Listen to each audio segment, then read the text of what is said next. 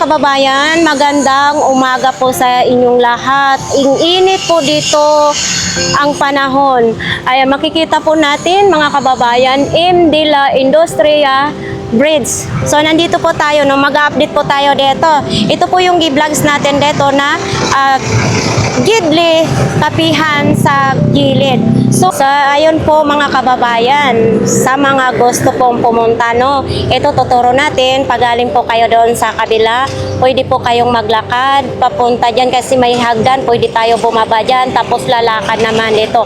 Pag doon naman kayo yung galing sa Maynila, pwede kayo dumaan din doon at lalakad na rin papunta po dito. Makikita po ninyo dito, M. de la Industria Bridge po. Madali lang po yan mga kababayan, na pwede rin din kayo tumagos dyan, maglakad. Tapos ito po yung sa gilid. So ito dito po, ito dito na side ay mga 10 pong tindahan po ang ilalagay dito. So hindi pa natin alam kung ano pong ititinda nila po dito. Depende na po yan sa mag-uupa. So ito yung may mga bato na kinalkal pa nga dito yan, no? Tapos ito na side, ginagawa pa yan. Ito ginagawa pa yan. Tapos dito din ginagawa. Ayun, no? Ito dito lalagyan po yung mga tindahan. Okay. Tapos ito naman, kinikinis pa ni Kuya. Napakaganda talaga dito pag ito po ay matapos na dito, no? Tapos ito, ang ganda. Dito po ang maganda magpwesto habang kumakain kayo dito, no? Habang ano-ano mga kinakain. Tapos tanaw na tanaw po natin dito yung dagat. Tapos may makikita tayo ng mga ibon na lumilipad na umano sila sa dagat. So ito dito, hindi natin alam kung hanggang kailan po matatapos po yung mga ginagawa nila na mga tindahan.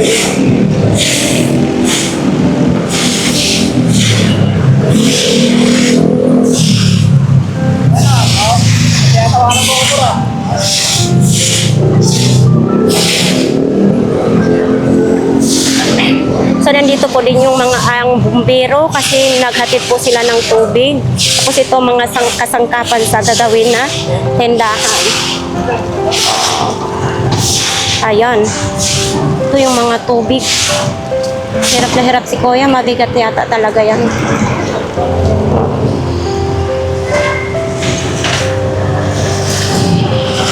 Oops. Ito isang tindahan lang po ito. Isang tindahan lang. Malaki din ha. Isa o dalawa? Malaki din pala ha. Kasi ito, isang tindahan daw ito. So, okay din ha. Kasi yan yung pintuan. Parang dalawa. Kuya, parang dalawa, no? Kasi dalawang pintuan. Kumbaga, baka dalawa itong tindahan na ito. Parang ano kasi, dalawang pintuan eh. Dalawang tindahan nito, hindi lang isa, no?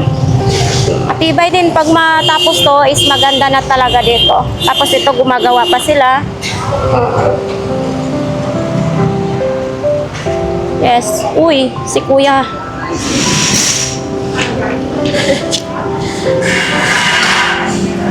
Kuya, sinusukat pa nila ni Kuya.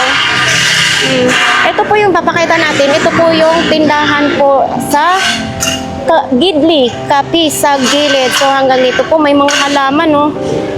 Ito halaman po nila nito sa Gidli. So ito po napaka-viral po ito mga kababayan kasi tuwing gabi po mag-start po magbubukas po itong Gidli, kapi sa gilid ay alas 5 po ng hapon hanggang madaling araw, depende po sa mga customer. Tapos ito yung ano. Hindi rin kayo mag-alala kung may mga dala po kayong sasakyan. Ito po, may parkingan po dito.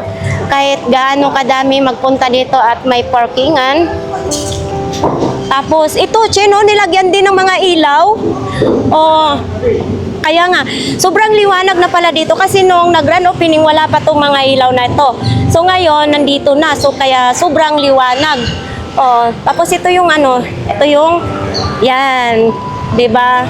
Tapos ako, gusto kong pag nagkape ako, gusto ko dito, pag magpwesto. Ito may mga halaman. Talagang dito nagpwesto noon si Mayor Isko eh. Yan, dito siya. Tapos, eto sa kanila din ito. Itong tindahan na ito. Ayan. Diba?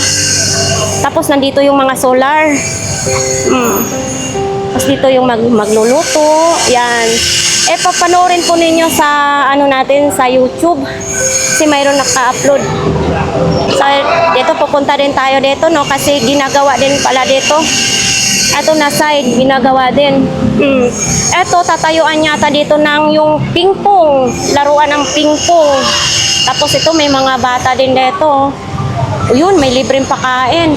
So ito po dito, yun nga ang sinasabi ko sa inyo, abang-abang lang din tayo kasi matatapos din naman to. So hanggang doon, no, napaka-presko po dito ang lugar. Ayan, sa ilalim po ng bridge tayo ngayon. Doon, eto, pupistuhan pa yan dito. Yan.